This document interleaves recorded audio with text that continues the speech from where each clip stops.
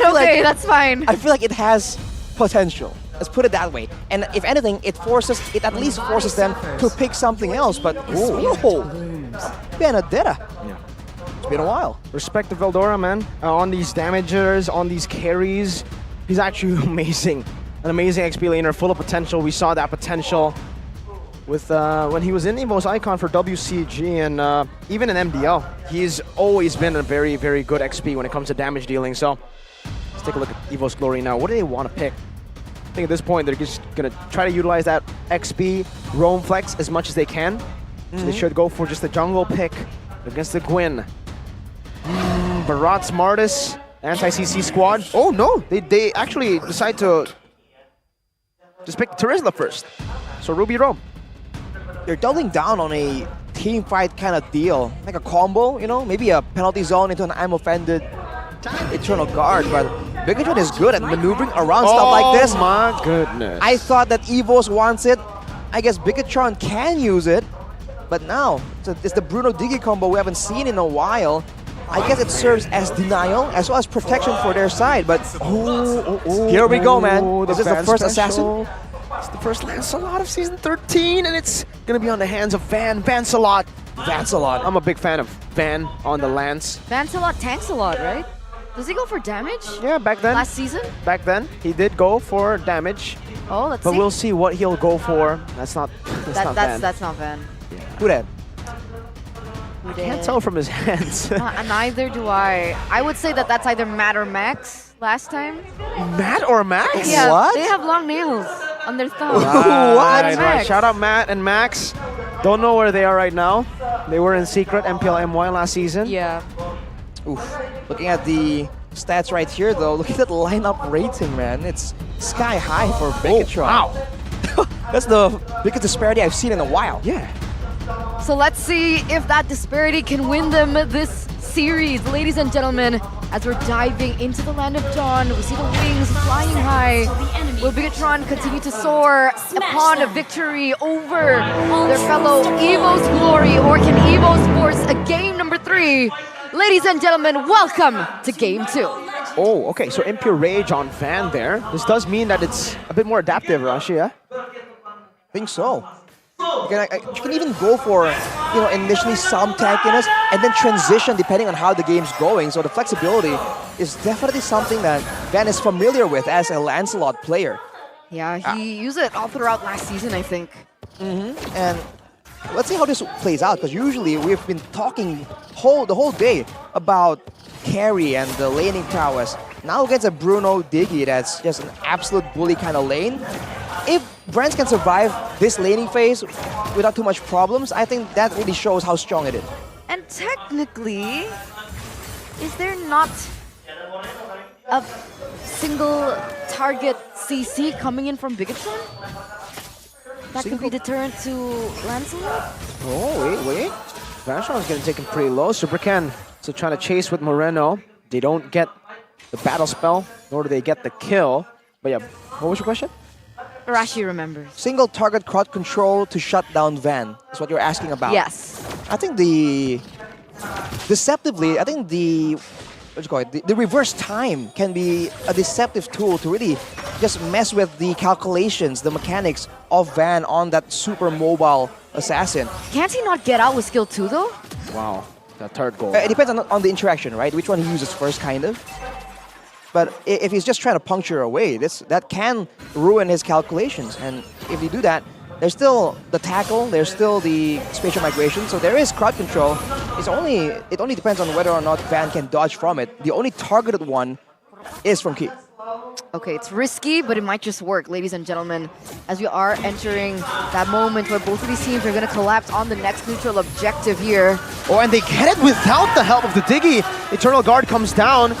Fansel on the purple buff, so a very interesting decision to still be committing onto the turtle there. Vanstrong gets picked up for free. 1 kill, full turret gold, plus turtle.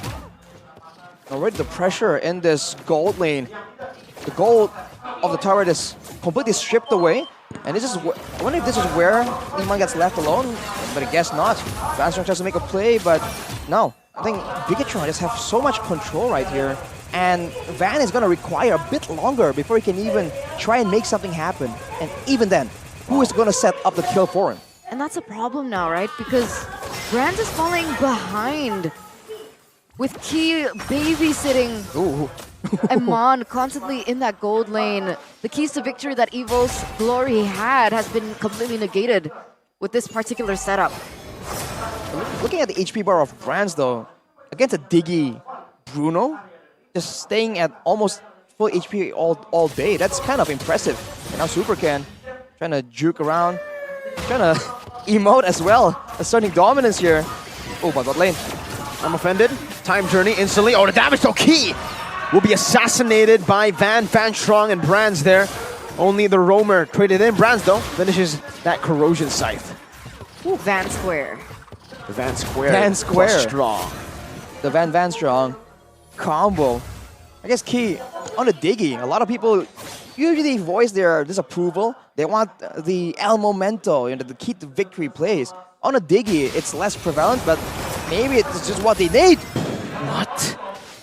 I didn't even get to play-by-play that. going on? Yeah, the camera moved and Van Strong is just gone. Requiem, Wait, was that Moreno? Or? Spatial Migration, Moreno. It was both Ken and Moreno. Ken with the base damage. 4th minute turret take for Bigetron down below. Oh, Eternal Guard on Chorizo. Just a flicker. Penalty zone flicker from Veldora. A Vengeance coming down now, trying to survive just a bit, trying to buy some time, but it is going to be a kill over the Warlord. Meanwhile, Ken sets up for the turtle. It doesn't seem like Van is too concerned with that turtle. He's going to be happy with just that kill. Hand cam. Look at this. Mechanics, man. Go for the turtle. Let's go. Super high mechanics on the turtle there. Turtle didn't stand a chance. Man, he's tapping so fast. That's insane. For now, though, it's still almost a waiting game. And somehow I feel like EVOS, they're playing the way RRQ was playing with Skylar, but now Van is the one just power farming. He's been just focused more so on the farming instead of the neutral objectives. If you look at the gold, though, he's still not really ahead compared to Supercan. So there's some concern there for sure for EVOS Glory. The Warlord's going for that build. Whew. Boom! And the shot, and Ken to Damage. execute. Penalty zone into the time journey, gets out. Oh, the turret shots! Brands very low. A bit too deep just for Van Strong, right? If they got Warlord or Brands in that trade, maybe. But the fact that they traded for Van Strong, who is already kind of expendable. Oof. Happy feet. And the recalls, man. Moreno might be the next Sans here, the way he's recalling, right? Van goes for Fury Hammer. Does that mean he's building damage or tank? That means at least his first item is gonna be more so of a damage item. Also, it gives like cooldown. So that is some hang on. Penetration, extra bit of penetration and damage. So in the early stages, if he's trying to go for Moreno or Key, it's gonna be very valuable. But against Supercan, for instance, not quite. What? Moreno's going in super deep right now into Evil's territory. He took the super out of his name to his playstyle from Super Moreno to Super Deep. Super deep. Mine with the Berserker's Fury though now, those are some hard-hitting crits. So he is on curve, and again, back to the keys to victory. That is not how you want the game to be going. Everyone's probably rotating now towards the turtle. Will EVOS Glory feel confident enough to try and go for some kind of exchange right here? Because Bigetron, they're on a roll. He was 2 levels above a Brands. Now Brands is catching up. Oh. Never mind, I keep from forgetting the time. That's an amazing set, could have been. But now no time journey, Veldora. Revealed, cancelled out. He might have to go DPZ, what? He decides to go for the OPZ, and Supercan jumps in now with the Violent Requiem, locking Van Strong down, and Iman picks up the kill. Brands is kiting away. Oh no! But now he gets taken out by the Vengeance of Chorizo. There goes his life. 3 members taken down. A Lord into Iman's pocket, by the way. As Supercan goes in for more, takes away that purple buff. Man, he was Glory. I think they weren't expecting that kind of damage, that amount. Yeah, definitely not. At that kind of speed. So Veldora definitely was making a split-second call here, like, oh, dude, DPZ or Key. APZ? And then he just went for it, and that was just not the way to go. Key, man, this is pretty dirty, man. Moreno reminds me of Sans. Who, Moreno? Yeah. Oh, yeah, I mean, look at him. He's already doing Navaria things right now. But, dude, these alarm bombs, I think it took Warlord really low earlier. Of course, the alarm bombs, they do more damage the longer the game goes. Ladies and gentlemen, back at home, so the longer this game goes, the more EVOS Glory has to be concerned. Look at Iman. Iman. He's not on a carry, he's not on a tech build, but with a Diggy behind him, he feels fully comfortable just standing there. Come on, look at this poke, right? Look at this game fact. Let's take a look at this game fact. In MPL ID Season 12, Diggy from Key has 100% win rate from 5 uses.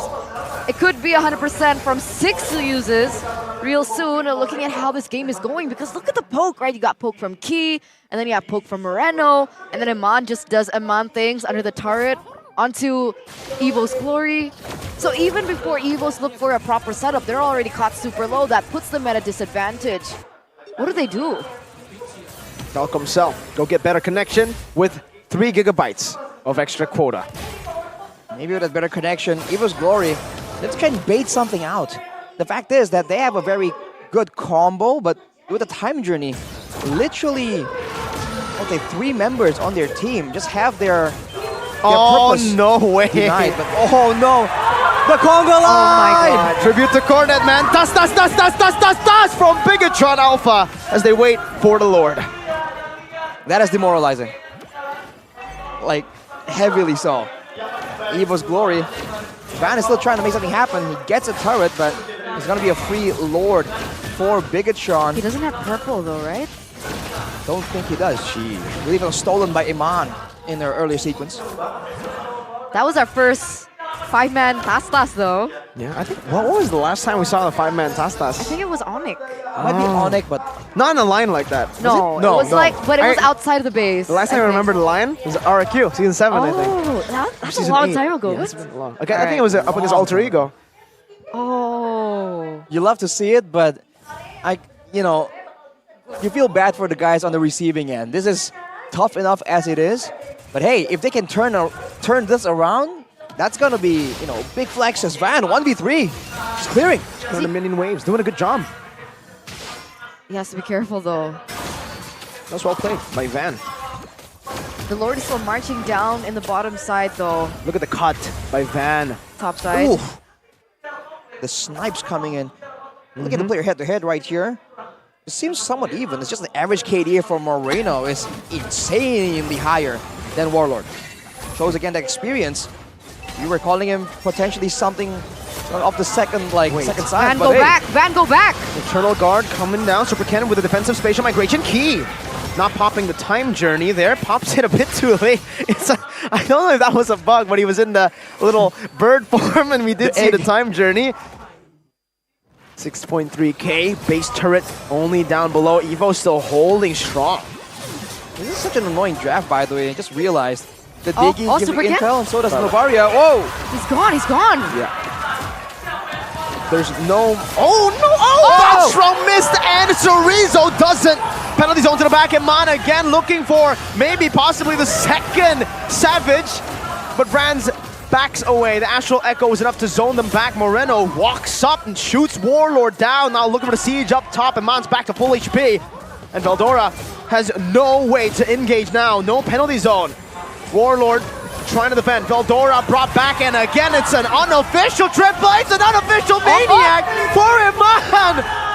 Holy moly, Brands very low. Moreno recalling in front of their faces. The base is wide open. They're looking for the end right now. Supercan jumps into the back line, able to find a Battle Requiem again as Brands will fall. And the unofficial Savage by Iman. A winning moment brought to you by Samsung Galaxy S24 series. A stomp. Brutal. Brutal. Bruno. The Red Raider.